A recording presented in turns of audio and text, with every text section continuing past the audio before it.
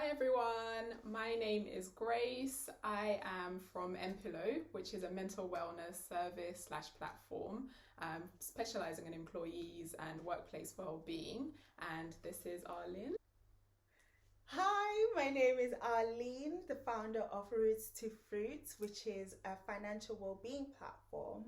The idea behind Roots to Fruits is to empower people to look after their finances because, as you know, financial well-being is linked to overall mental health.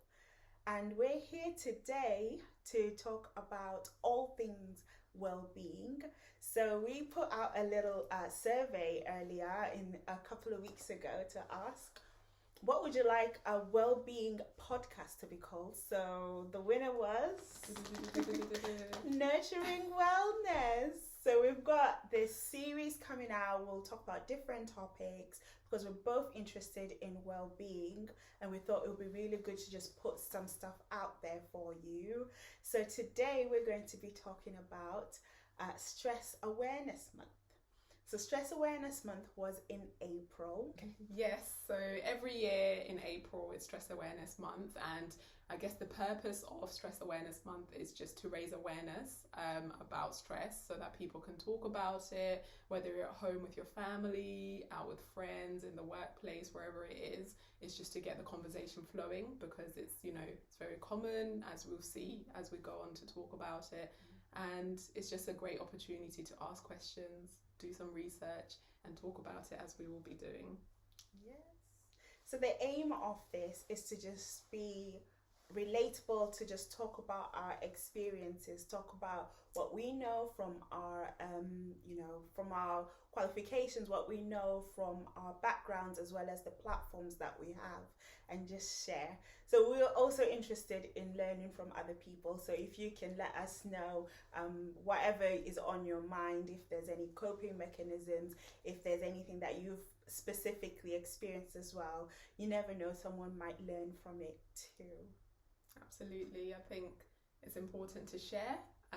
It's important to talk about it. And I think for us, what we wanted to do was mostly be relatable, talk about things that are everyday topics that we're experiencing, that our peers might be experiencing as well, but not really knowing who to talk to about it or how to bring out the conversation. So this is effectively a conversation starter or conversation continuer, I don't know what you want to call it, but an opportunity to just, bring the conversation to the forefront and raise questions, share tips, because we don't know everything. We don't know, we're just sharing what we've experienced and what we know. And I think that's the whole point of, this platform, to be authentic, to nothing is off bounds. We're kind of saying what we feel, what we've experienced, and we really just want to share that with you all.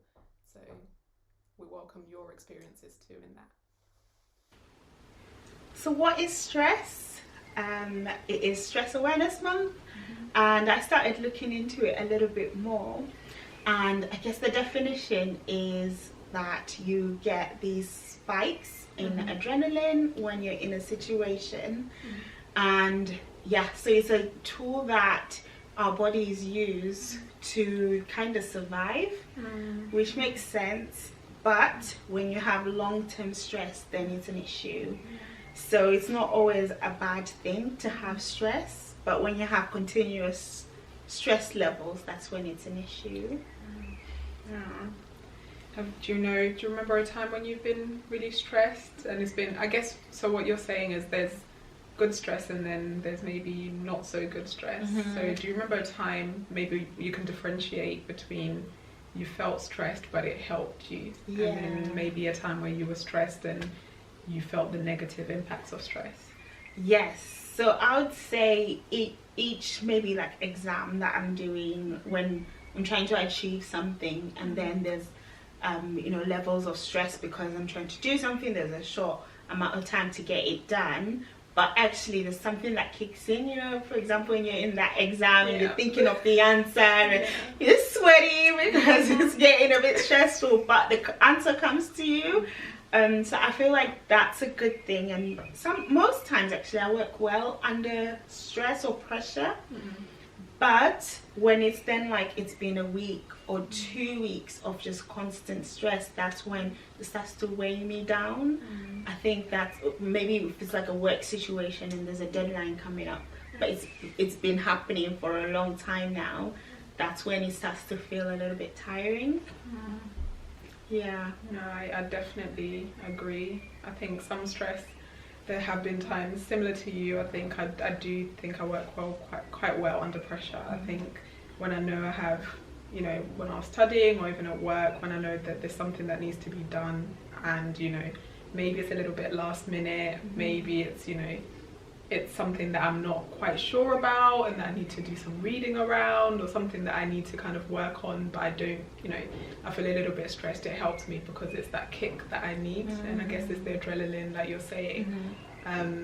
I guess from a more, looking at it as hormones, it's the adrenaline that's coming in and kicking in, and it helps us. It gives us that, you know, that energy that we need, and that's the fight or perhaps the flight. And then in the long term, again, similar to you, like you're saying, you know, if it's something that's going on for a long period of time, I think I can think of times where, you know, I guess someone was unwell or something was going on in my family that, you know, that was worrying, or even at work, something that's going on that's kind of, you know, long-term, consistent. You do start to feel physical symptoms, as well as, you know, mental and emotional symptoms.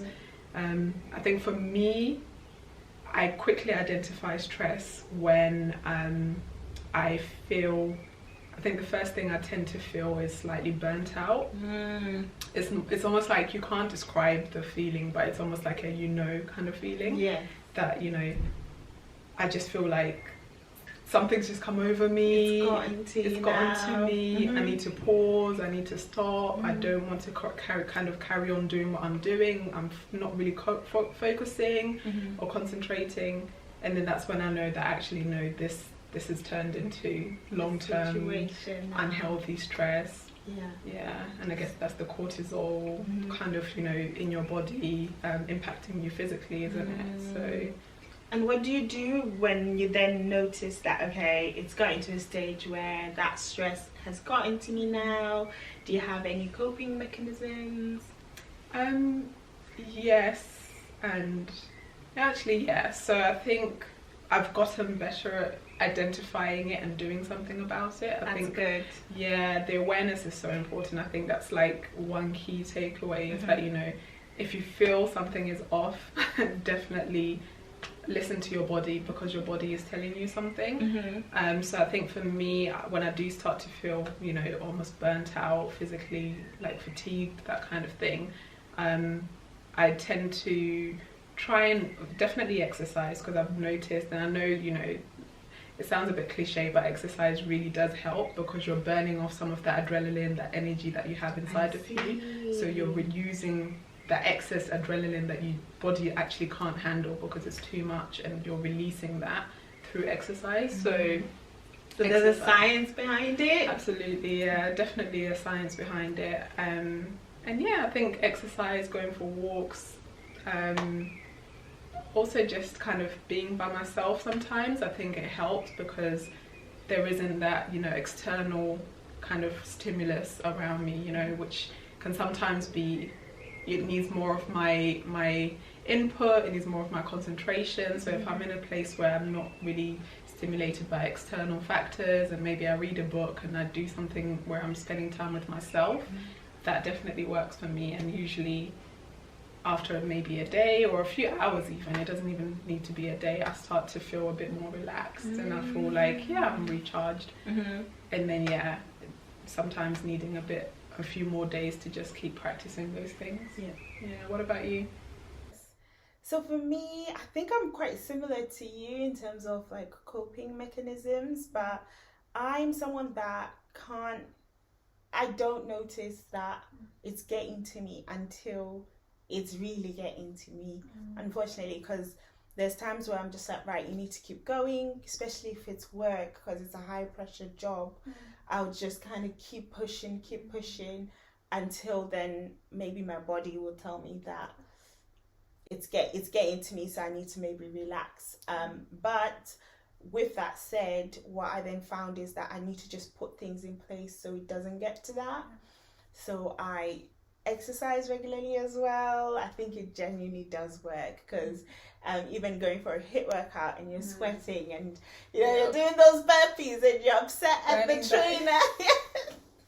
Burning that steam. Yes, exactly. And then afterwards, all that anger and like the stress, it has just kind of melted away. So exercising, reading, meditating for me, praying, and just having, positive affirmations, just to realize that, it's not that deep. If I was stressed about work, it's not that serious. And then if something just kind of works, I think that's more of a long-term solution for me. But sometimes when it's like there's no two ways about it, let's talk about it and tell the person, maybe if it's a work situation, tell my manager that I'm stressed. Can you help me out with this? And usually they do help. So effectively just kind of addressing the cause of the stress, because I guess it's good to have factors or have methods of managing the stress, but if you're not dealing with the root of the problem, it will carry on. So I guess I like what you did there. So it's like dealing with the source actually was the talking to my manager rather than just trying to put bandages over it. Because again, you could do the HIIT workout, feel great, and then within a week you'll be back in in the beginning. So that's really good. Actually, it's really important, I think, to remember that there usually is a cause. There usually is a factor that causes that stress, whether it's work, whether it's family, health, the world right now, what's going on around us. I think I was having kind of a discussion with my colleague before about watching the news and what that could be doing to us without even realizing it, or taking in negative kind of news, negative information, because it's it's kind of a natural thing. Come home, let me see what's going on in the world, let me watch the news, and you're kind of there, the TV's on, you're absorbing all of this, but it could actually be causing you to feel more stressed and more tense, and you don't realize it. So again, limiting or monitoring how much negative information you're absorbing, that's also addressing the root of the problem, of the issue.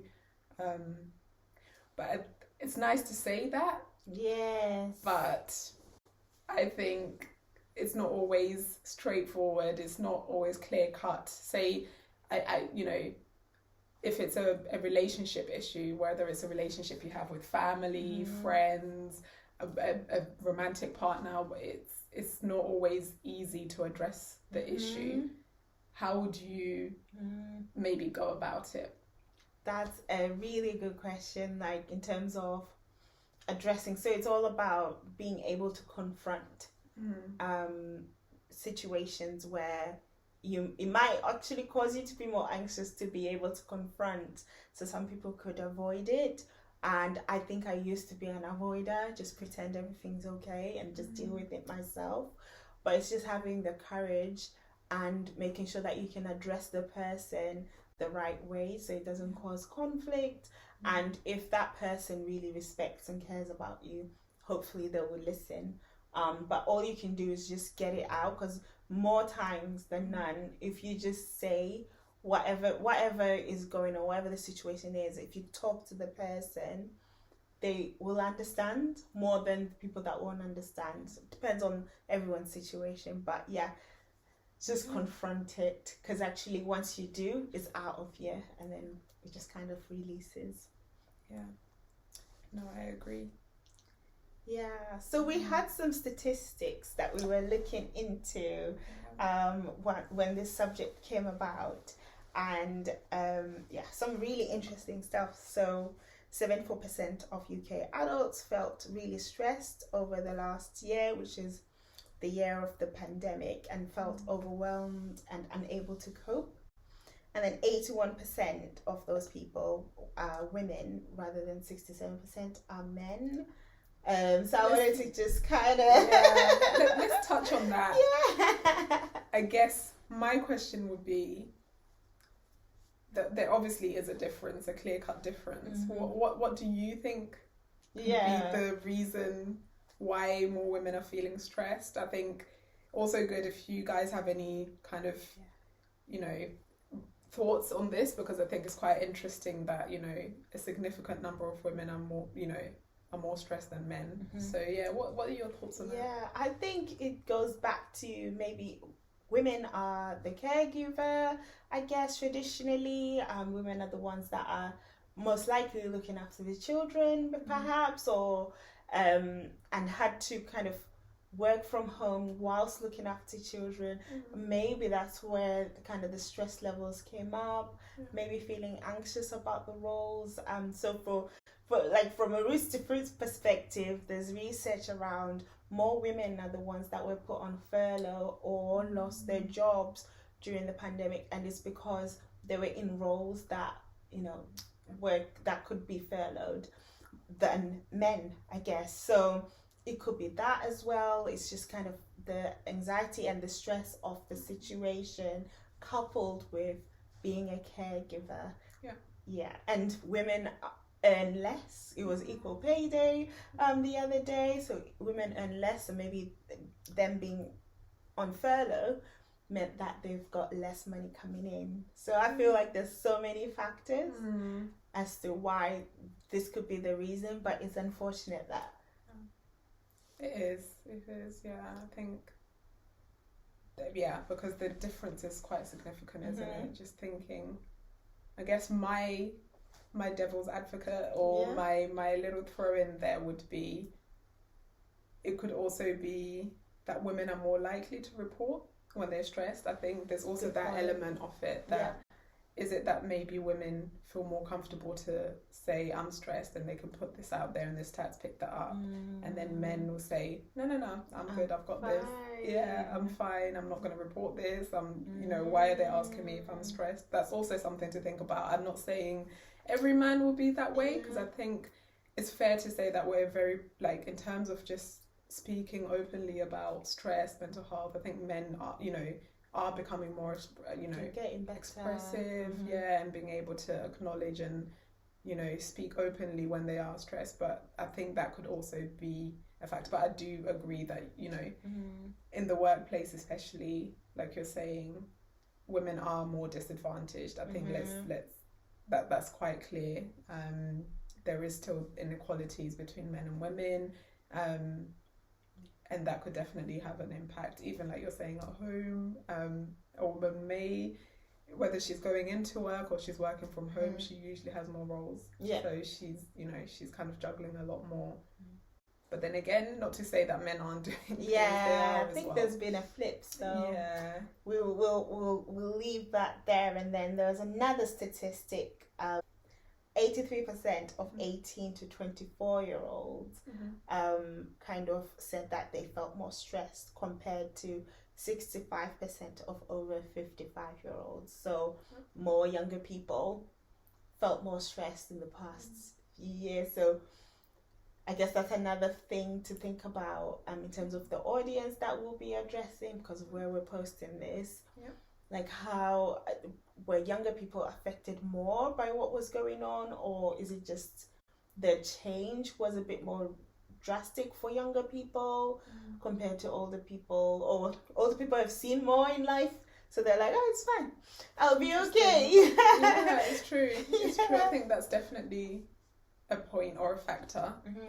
They've built, I wouldn't say resilience as in they can fight it more, but naturally, because maybe older people would have been through kind of maybe wars, or at least Second World War or something, or experienced some adversity, so they kind of, COVID is an adversity that they were able to kind of quickly adjust to and become resilient. Thicker skin, maybe. Yeah, the idea of, you know, thicker skin, and naturally they probably do take that approach. But interestingly, it was, you know, shocking, but also not shocking, because being somebody working in mental health services as well, and knowing it's mental health services are seeing a lot more young people, that they're actually having to create services specifically for 18 to 24-year-olds actually, which are to support and treat, of course, people coming in with new presenting mental health concerns. The reason, I guess you asked why that could be, I can think perhaps a lot of 18 to 24-year-olds would have similar relating it to work and occupation, university. Most people start university at 18, 19. University students, we know they didn't have the same experience as perhaps when we went to university. We were able to live the full experience. You know, they were either stuck in their holes, literally attending lectures from their room, or working from home and having to effectively go and attend lectures via their laptop, be there, be present, feel like, you know, complete assignments, prepare for, I don't know, exams. It's just a lot. Without the social aspect. Yeah, absolutely. What are your thoughts? Yeah, so yeah, to touch on that, I think the social aspect of things. So on the kind of stress awareness website, they talk about community being a big theme, that it's a massive factor around how you manage your stress levels. So if you have the right community around you, then it could be someone that you can talk to, and then that relieves some of the stress. Or if you just go out, go for a walk with friends, go for a run, whatever it is that you do, having a sense of community, you feel less, I guess, stressed and just in it, because there are other people to alleviate that stress, I suppose. So yeah, touching on the younger people that weren't able to have the social aspect of being at uni, or maybe they're looking for jobs now and there aren't any jobs, they're getting paid less because companies don't have money to pay, you know, the interns or graduates or new starters. So there's so many factors, but I think this all hit younger people maybe more than people that were already settled in their roles or already settled in their family unit, community. So yeah, there's a lot to it, but I can see why the stats came out like that. So yeah, on that subject of community, do you have anything to add around kind of the link between stress and having a community? I think just the fact that, like, you just, I guess, reiterating or echoing what you said about, you know, how important it is to be able to kind of talk about things, being able to share it with somebody. So basically, you know, supporting what you've said. And I think we'll probably touch on community on our next episode, which will be talking about loneliness. So do tune in for that as well. And then, yeah, that's it really. Yes, so that really leads us nicely into, we've got more episodes coming up, and if you've got a specific subject as well that you'd like us to touch on, if you enjoyed this, please let us know, because it's important to us and we just like to interact with you guys.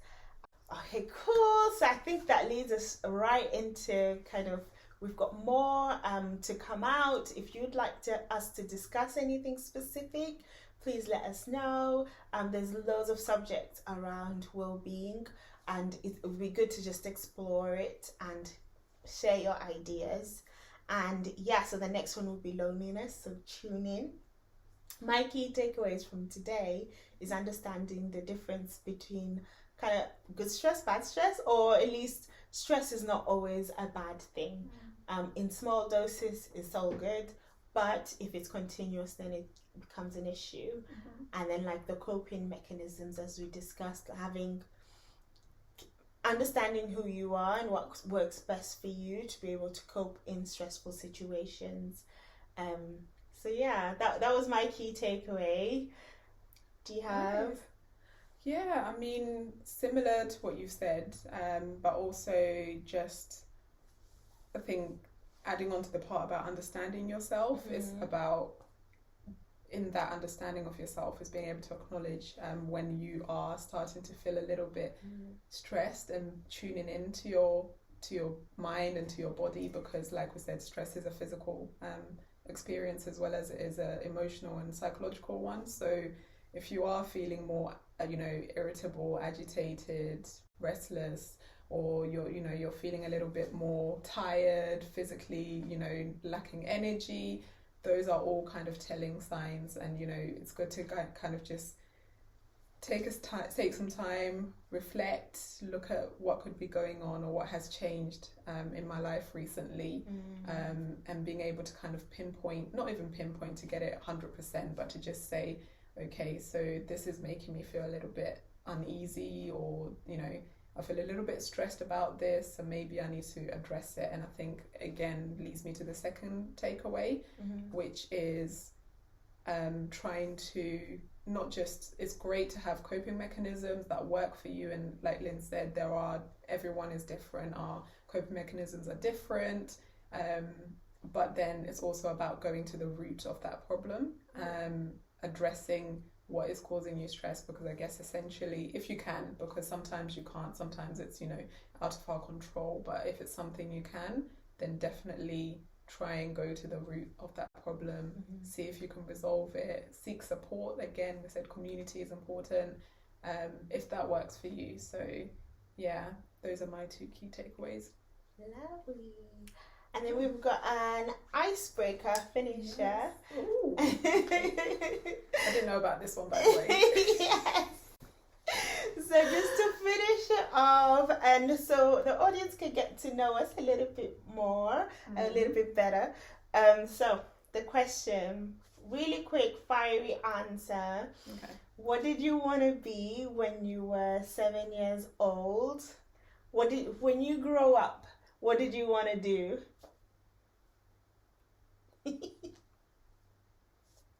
I think I wanted to be, precisely at 7, I think I wanted to be an engineer, only because I think there's 2 reasons. One, my mum told me I'd be a good engineer. Of course she did. Of course. Engineer, doctor, lawyer, one of those, you want to pick one. And then secondly, similar to going off what my mum had said, I liked fixing things, I like solving problems, I like putting things together physically as well as kind of mentally. So I think I always wanted, it was about fixing things and getting things together, get things working. So yeah, but I quickly grew out of that. How about you? For me, I think my aunt's an architect, and I just always thought that's just so fabulous. Being an architect, it must be really great. You get to be creative, draw all these buildings, but actually use your brain, and they earn a lot of money. So that's what I wanted to do until I find out that you have to be in school for 7 years. I was like, alright, that's okay. Still good. It's kind of similar, actually. Yeah. Wow. Cool. Yes. So see